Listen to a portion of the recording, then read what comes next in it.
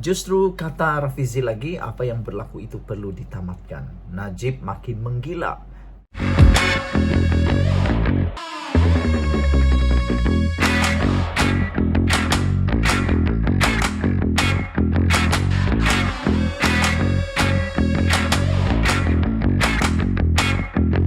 Kata Rafizi Ramli. Sementara itu, mengulas mengenai kritikannya terhadap pucuk pimpinan itu parti itu, Rafizi berkata meskipun dia bersikap lantang, namun dia bukanlah susuk yang sama seperti bekas timbalan presiden partai berkenaan, yaitu Azmin Ali. Rafizi menegaskan bahwa dia bukanlah jenis pemimpin yang hanya manis di bibir, tetapi tergamak berbuat khianat di belakang parti. Saya mungkin lantang, tapi saya bukan Azmin Ali, saudara-saudari, kata Azmin Ali. Azmin Ali pula, kata Rafizi Ramli. Ini bagus. Janganlah manis mulut saja, janganlah hanya berlagak baik saja, tapi di hati busuk luar biasa. Di depan berlakon seperti menjilat kaki, tapi di belakang menikam sehingga membunuh orang. Itulah yang telah dilakukan oleh beberapa pengkhianat dalam PKR apabila mereka sendiri meninggalkan parti PKR sehingga tumbangnya Pakatan Harapan yang dipilih oleh mandat rakyat pada PRU 14 yang lepas. Seperti kata Rafizi, lebih baik bercakap lantang, lebih baik mengulas dan mengkritik, lebih baik memperbaiki parti secara terbuka daripada diam-diam membakar, mengkhianati, merosakkan kepimpinan dan parti. Rafizi menegaskan beliau tidak manis di bibir, tapi bukan sekadar beliau tidak pernah manis, tidak mau mengamalkan manis di bibir, tapi beliau tidak mau mengkhianati partinya. Saya lantang, kata Rafizi, tapi bukan seperti Azmin. Saya telah membuktikan saya tidak berminat dengan jawatan menteri atau jawatan awam. Semasa Pakatan Harapan menang 2018, saya menjadi ahli biasa seperti saudara-saudari, kata Azmin Ali lagi. Saya bukan jenis manis di bibir, tikam di belakang.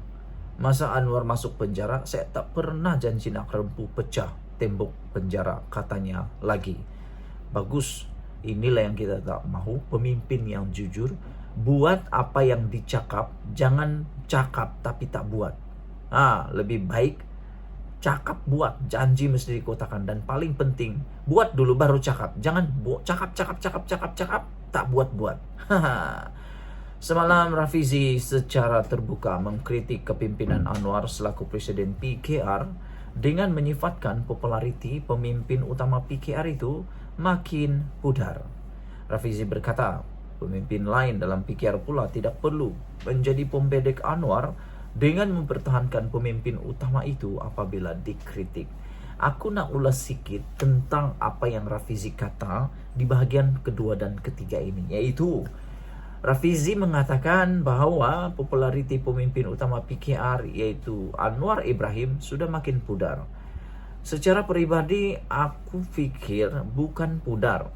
Kepimpinan Anwar selaku ketua utama PKR bukannya pudar, tetapi beliau perlu mencari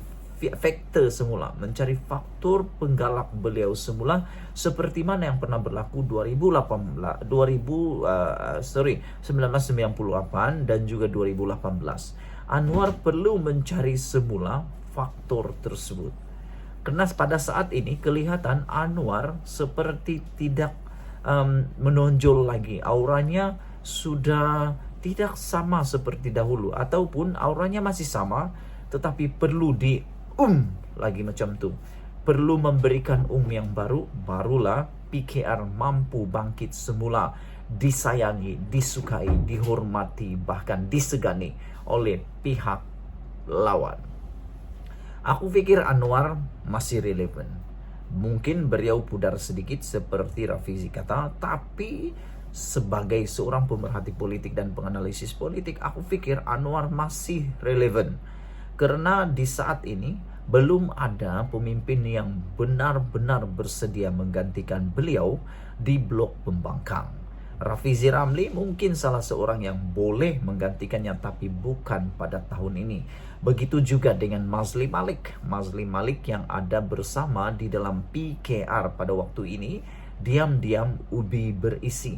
Mazli Malik boleh menggantikan Anwar, tetapi bukan pada waktu ini, karena Mazli Malik baru di dalam PKR. Daripada Bersatu beliau pindah kepada PKR, dan waktu ini kita sedang melihat sejauh mana kepimpinan Mazli Malik.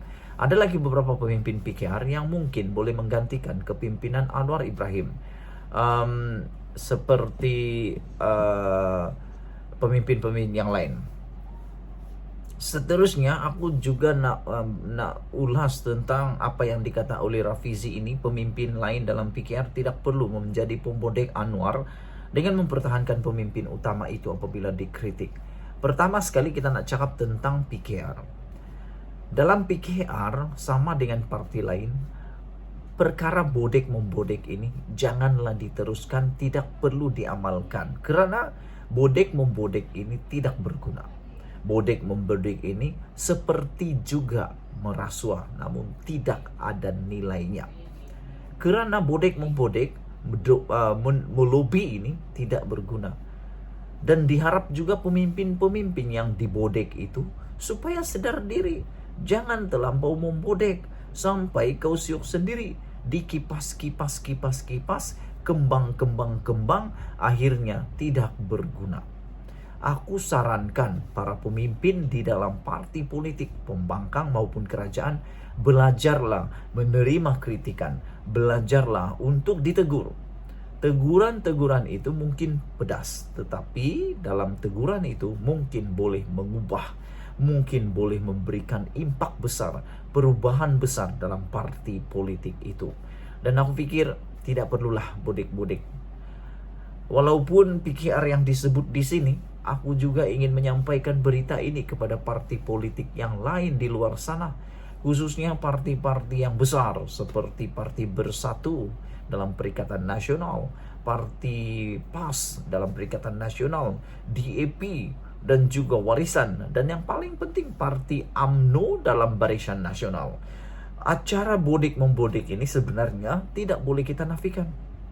Kenapa aku kata seperti itu? Karena ianya sudah menjadi amalan. Ramai yang mengamalkan perkara ini, bodek membodek. Tak hidup kalau tak membodek, tak senang kalau tak membodek. Yang dibodek pula sepertinya suka, siuk sendiri. Tak boleh hidup kalau tak dibodek. Akhirnya dia makan diri. Aku pikir dulu kekalahan Barisan Nasional, kekalahan UMNO pada PRU 14 banyak berpunca daripada acara bodek membodek ini, sehingga pemimpin utama parti politik seperti UMNO ini tidak sedar-sedar bahwa mereka kini dalam dekat dengan jurang kekalahan. Tapi oleh kerana dibodek oleh orang yang suka membodek, yang bodoh-bodoh, akhirnya apa terjadi? Mereka jatuhlah di dalam gaung tersebut. Jadi aku setujulah dengan kata-kata Rafizi tentang hal itu. Sekian dulu ulasan untuk kali ini. Jangan lupa tinggalkan komen Anda, tekan butang subscribe. Malaysia kita punya, kita jaga sama-sama, cintai Malaysia. Kita jumpa lagi. Bye-bye.